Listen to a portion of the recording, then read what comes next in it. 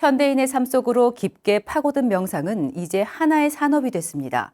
하지만 알맹이 없이 과대 포장하고 상품화에만 집중한 패스트푸드 햄버거 같은 맥마인드 플리스에 대한 우려도 커지고 있는데요. 기획보도 명상 이젠 알고 하자 네 번째. 오늘은 명상의 본질과 상업화 사이의 딜레마를 짚어봅니다. 양유근 기자입니다.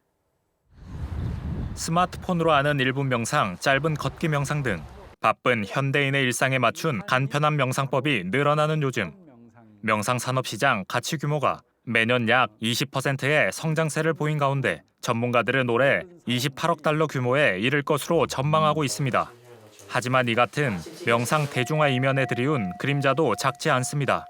자아성찰과 깨달음이라는 본질적 가치는 뒷전으로 한 채 즉각적인 효과만을 추구하는 패스트푸드식 명상이 늘고 있기 때문입니다. 세상 사람들이 명상에 관심을 가지고 하고자 하는 것은 참 좋은 일인데 이제 그것을 그런 대중의 요구를 상업적인 목적이나 또는 자기 어떤 그 이해관계에 따라 가지고 이걸 수단화 시켜 가지고 그래서 우리가 명상을 하더라도 그런 인스턴트식 그 햄버거식 명상을 해서는 일시적으로는 도움이 되지만은 지속적이고 장기적으로는 오히려 부작용이 있을 수 있다는 거죠. 미국 샌프란시스코 주립대 로널드 퍼서 교수는 저서 마음챙김의 배신을 통해 맥마인드 플리스라는 개념을 심도 있게 짚었습니다. 맥마인드 플리스는 세계적인 패스트푸드 브랜드 맥도날드에 빗대 명상의 상업화를 비판한 신조어입니다. 상업화된 명상이 당장의 만족감은 줄 수 있지만 진정한 내면 성장으로 이어지지 않는다는 뜻입니다. 제대로 된 명상법이 아닐 경우 초심자에게 혼란을 부를 가능성이 크다는 우려도 나옵니다.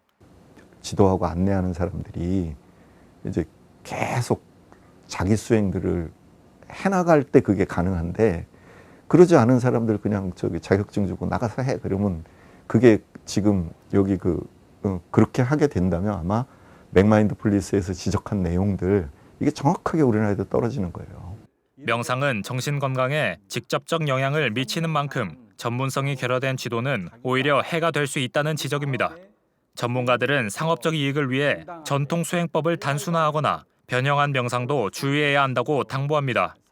본래 마음챙김이 가지고 있는 전통 명상에서 가지고 있는 그 어떤 마음챙김이 그 위대한 그 변화시키는 그 힘, 본질을 지나치게 간소화시켜 가지고 결국은 마음챙김이 하나의 그 주력 훈련으로 끝나버리는 그런 부분은 정확한 지적이 될 수가 있는 것이죠.